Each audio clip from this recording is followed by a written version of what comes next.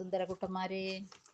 ഇവരങ്ങനെ കണ്ണനെ തെരഞ്ഞ് രാധയുടെ അടുത്തെത്തി എന്ന് പറഞ്ഞാൽ എങ്ങനെയാ രാധയുടെ അടുത്തെത്തിയെന്ന് നിങ്ങൾക്ക് കേൾക്കണോ?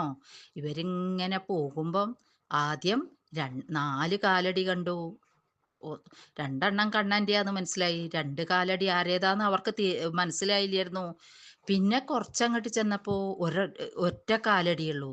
ഇതെന്താ? അപ്പൊ അവരെന്നെ പരസ്പരം പറയാ, ആദ്യം ഒരു ഗോപസ്ത്രീയെ പിടിച്ചു കൊണ്ട് നടന്നതായിരിക്കും.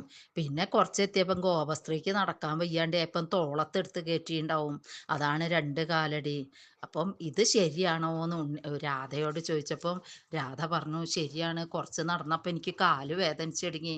കാല് വേദനിച്ചപ്പോൾ എന്നോട് തോളത്ത് കയറിക്കോളാൻ പറഞ്ഞു. അങ്ങനെ തോളത്ത് കയറിയിരിക്കാൻ വേണ്ടി ഞാൻ ഒരു മാലയോട് കൂടി തോളത്ത് കയറാൻ അങ്ങോട്ട് നോക്കിയപ്പോഴേക്കും ഉണ്ണിക്കണ്ണനെ കാണാണ്ടായി. അപ്പോൾ ഉണ്ണിക്കണ്ണൻ ഇവിടെ ഉണ്ട്, എനിക്ക് ഉറപ്പ് തന്നെയാണ്. പക്ഷേ ഇപ്പം തൽക്കാലം ഉണ്ണിക്കണ്ണനെ ഇവിടെ കാണുന്നില്ല.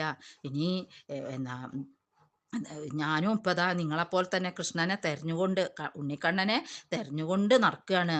ഒരു പക്ഷേ ഈ ഇത്ര ഇന്ന സ്ഥലത്ത് വന്ന് ഒളിച്ചിരുന്ന് പിന്നെ കുറച്ച് കഴിഞ്ഞാൽ നമ്മളെ സന്തോഷിപ്പിക്കാൻ വേണ്ടി ചാടി വിടാറുണ്ട്. ഇതിൻ്റെ മുമ്പേ അങ്ങനെ ഉണ്ടായിട്ടുണ്ട്. ഓരോ ചെടികളുടെയും പുഷ്പങ്ങളുടെയൊക്കെ ഇടയിൽ ഒളിച്ചിരിക്കും. പിന്നെ സന്തോഷിപ്പിക്കാൻ വേണ്ടി ചാടി വീഴും. അതുപോലെ ആയിരിക്കും എന്നാണ് ഞാനും ഉദ്ദേശിച്ചത്. നിങ്ങളും കുറേ നേരമായി ഉണ്ണിക്കണ്ണനെ കാണാണ്ട് തെരഞ്ഞു നടക്കണോ ചോദിച്ചു. അപ്പം ഇന്നത്തെ ഈ നമ്മൾ തെരഞ്ഞ് ചന്ദ്രൻ അസ്തമിക്കാൻ പോവുകയാണ്. ഇനി എന്താ നമ്മൾ ചെയ്യുക, എവിടേക്കാ ഉണ്ണിക്കണ്ണനെ തെരഞ്ഞു പോവുക എന്നൊക്കെ ഇവർ പരസ്പരം ഓരോരുത്തരും ചോദിച്ചു തുടങ്ങി. അങ്ങനെ രാത്രിയായി എന്ന് കണ്ടപ്പോൾ അവരെന്ത് ചെയ്തു, ഇനി നമ്മൾ ഈ രാത്രി തെരഞ്ഞു പോയിട്ട് കാര്യമില്ല എന്ന് വിചാരിച്ച് അവർ തിരിച്ച് അതേ കാളിന്തി തീരത്ത് തന്നെ വന്നിരുന്ന് ഉണ്ണിക്കണ്ണനെ ഒന്ന് കണ്ടാൽ മതിയായിരുന്നു എന്ന് പറഞ്ഞ് സ്തുതിച്ചുകൊണ്ടിങ്ങി. ചിലവരെന്ത് പറഞ്ഞിടങ്ങി, ഈ ഗോകുലത്തിൽ ഇത്രയും ഭംഗി ഉണ്ടാവാൻ കാരണം അങ്ങുള്ളത് കൊണ്ടാണ്, ഉണ്ണിക്കണ്ണൻ വന്ന് അവതരിക്കൊണ്ടാണ് ഞങ്ങൾക്ക് ഇത്രയും ഈ ഗോകുലത്തിൻ്റെ കീർത്തി തന്നെ ഉണ്ടായത്.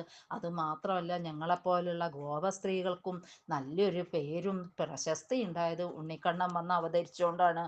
അങ്ങനെയുള്ള ഇവിടെ എന്നും ഐശ്വര്യം, ഇന്ദിരാദേവി ഇവിടെ എന്നും നിലനിൽക്കുന്നുണ്ട്. ഐശ്വര്യലക്ഷ്മി ഇവിടെ നിലനിൽക്കാനും കാരണം ഉണ്ണിക്കണ്ണൻ ഇവിടെ ഉള്ളതിനോടാ. ഈ ഉണ്ണിക്കണ്ണൻ ഇവിടെ നിന്ന് പോയി കഴിഞ്ഞിട്ടുണ്ടെച്ചാൽ ഞങ്ങൾക്ക് ഞങ്ങളുടെ ഐശ്വര്യം എല്ലാം നശിക്കുമല്ലോ. അങ്ങനെയുള്ള ഉണ്ണിക്കണ്ണനെ ഞങ്ങൾ ഇനി എവിടെയാ പോയി തിരയുക?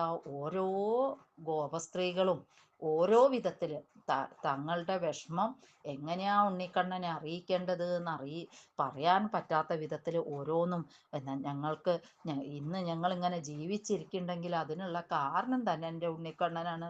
അങ്ങനെയുള്ള ഉണ്ണിക്കണ്ണനെ ഞങ്ങൾക്ക് ഒരു നിമിഷം പോലും കാണാതിരിക്കാൻ വയ്യ എന്ന് പറഞ്ഞ് ഓരോ ഗോപസ്ത്രീകളും കരഞ്ഞുകൊണ്ടിരിക്കുക എൻ്റെ സുന്ദരക്കുട്ടന്മാരെ. നമുക്ക് ബാക്കി നാളെ പറയട്ടോ.